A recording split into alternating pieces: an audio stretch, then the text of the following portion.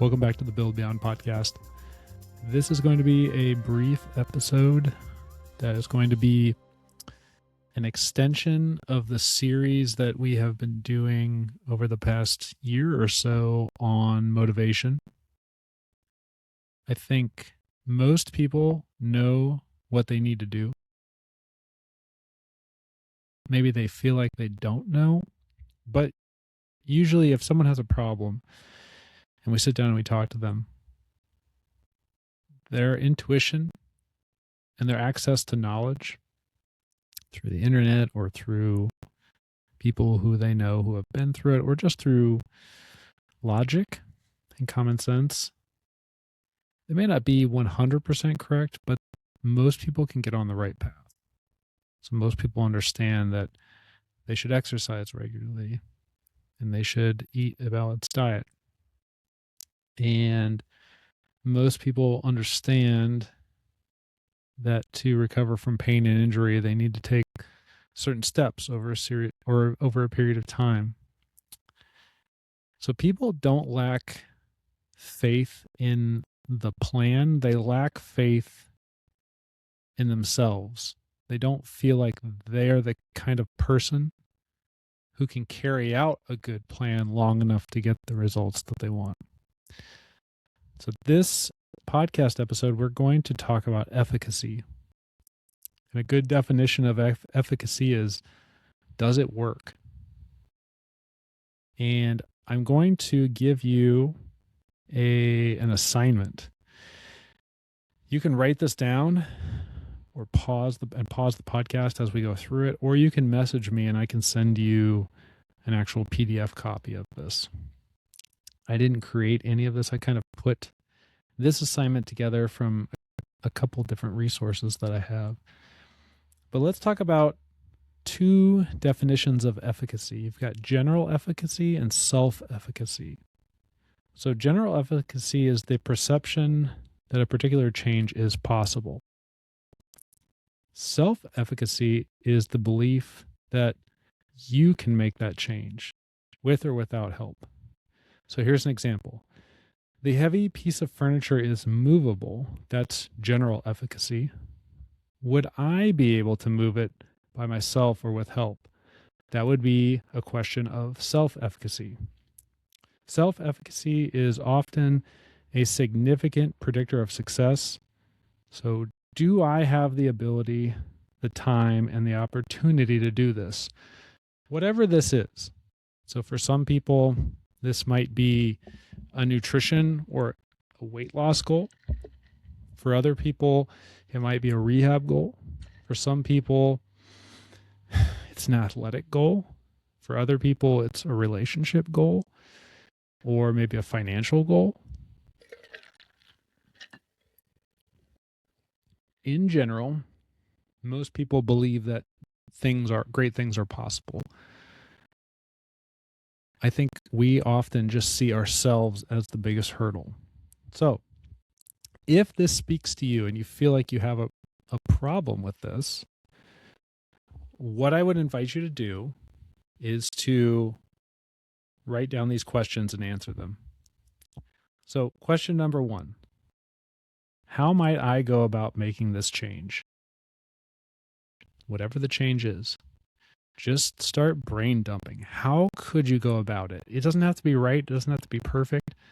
Just start listing opportunities that you have. Question number 2, what would be a good next step?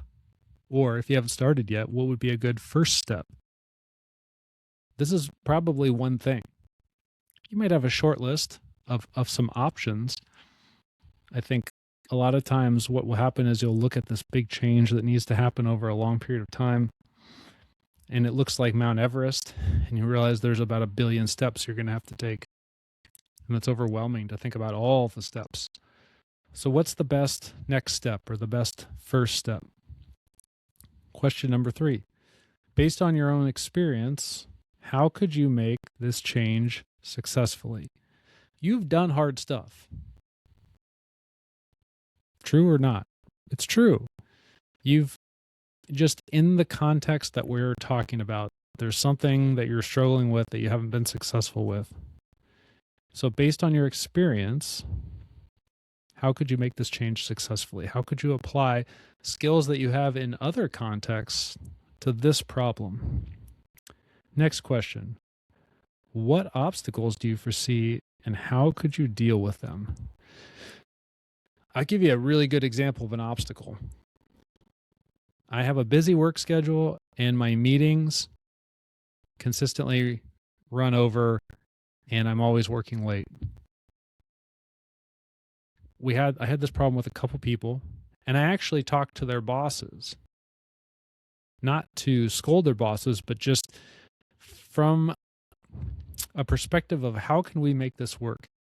And this happened recently, and both times that I reached out and talked to these leaders, they said, I didn't realize this was a problem. I know that so-and-so is trying to do certain things, but I think the person who I was working with, they kind of undersold the changes that they wanted to make.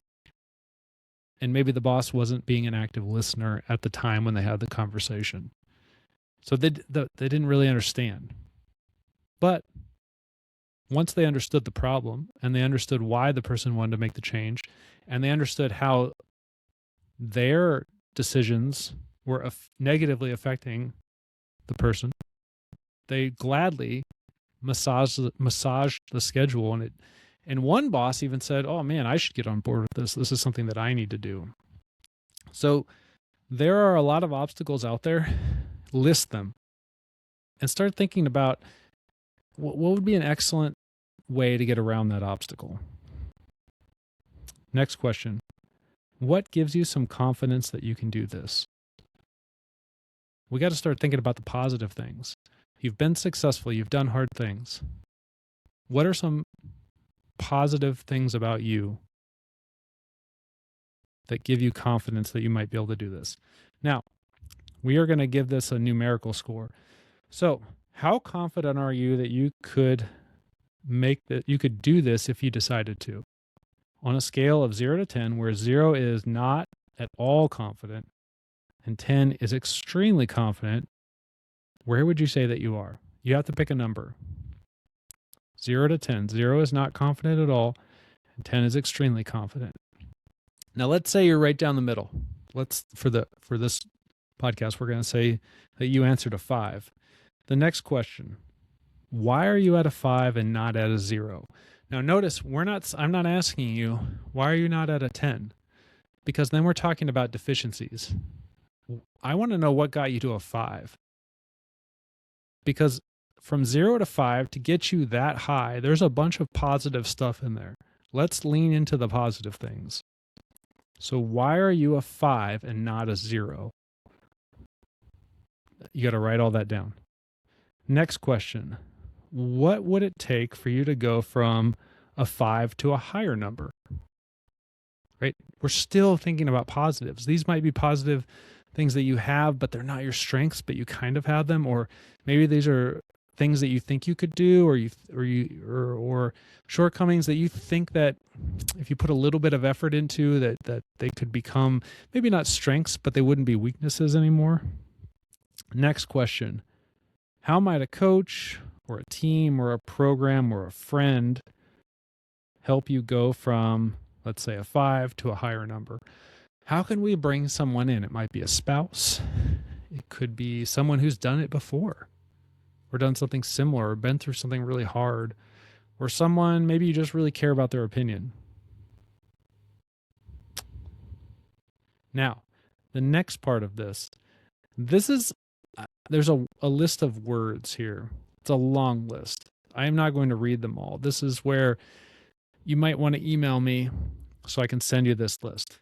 But I'm looking at 3 columns of words in alphabetical order. And it says some characteristics of successful changers. Falling off the plan needs to be part of the plan.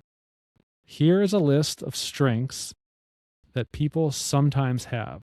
Look them over and circle a few that describe you. Try to identify at least 5 words. I'll give you some examples. So there's accepting, bold, capable, confident, courageous, creative, positive, playful, quick, relaxed, resourceful, stable, steady, truthful, willing, wise, worthy. It's a very long list. So you're going to go through and you're going to circle at least 5.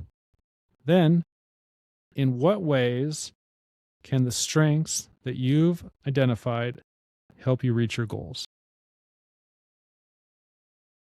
If you take the time to go through this simple exercise and you answer all of these questions, we are going to have a really positive, I don't know, how would I describe this? There's going to be a list, but I think a lot of times when people are struggling with something, it's just all negative. There's so much negativity. I can't do this. You're only focusing on the things that you don't have and the deficiencies that you have and why you can't do this. It's so pessimistic. These questions, this is all about optimism.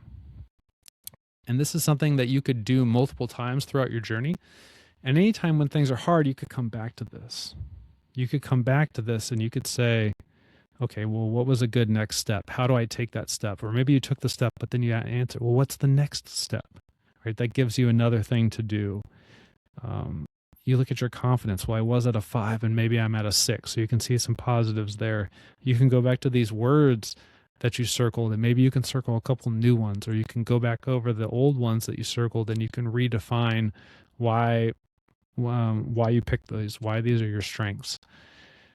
It's so important to latch on to the strengths that we have, because if it's a hard goal, you might not have the experience. You've never done it before. You can't see on the other side of it yet. You just know that if you could accomplish this thing, it would be an amazing thing, but it is Mount Everest. You can't see the top from where you're standing right now.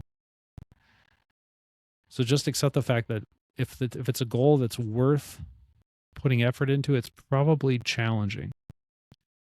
And going through exercises like this, I think, can be really valuable. I hope this helps. As I said, shoot me an email if you want a copy of this. I'll send you a PDF. All right. Thanks for listening.